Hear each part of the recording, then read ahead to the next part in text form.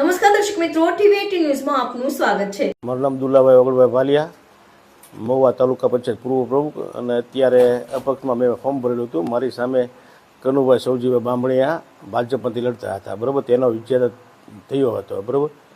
અને હું રાત્રે 11:30 મારા ઘરે સૂતો હતો, તો મારા ઘર પાસે આવીને ફટાકડા ફોડતા હતા। એટલે મેં મારા ઘરનો દરવાજો બારણું ખોલ્યું, તો મેં બારણું ખોલ્યું, ત્યાં મારા ઘરની સામે જીતુભાઈ બબ્બાભાઈ ભીલ હથિયાર લઈને ઊભા હતા। સીધો મારી ઉપર એને પાઇપનો ઘા કર્યો, બરાબર। દિવાલ સાથે અથડાતા મેં મારો દરવાજો બંધ કરેલો હતો, અને પછી મેં 112માં ફોન કર્યો। એંગેજ આવતા મેં પછી રૂરલ પોલીસ સ્ટેશનમાં ઝાલા સાહેબને ફોન કર્યો, અને ડીવાયસપી સાહેબને ફોન કરેલો હતો।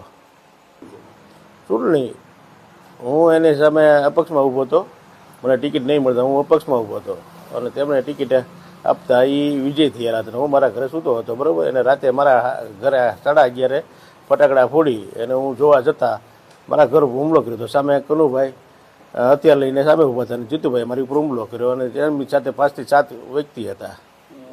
જીતુભાઈ બબ્બાભાઈ ભીલ એને મારી ઉપર હુમલો કર્યો હતો, અને સામે હતા એ ભાયાભાઈ હતા, ભરતભાઈ હતા, શૈલેષભાઈ હતા, ટોટલ 7 થી 8 જણા હતા। અને આ બધા માફિયાઓ છે, ખાણ ખનીજ અને દારૂના અડ્ડા ચલાવે છે।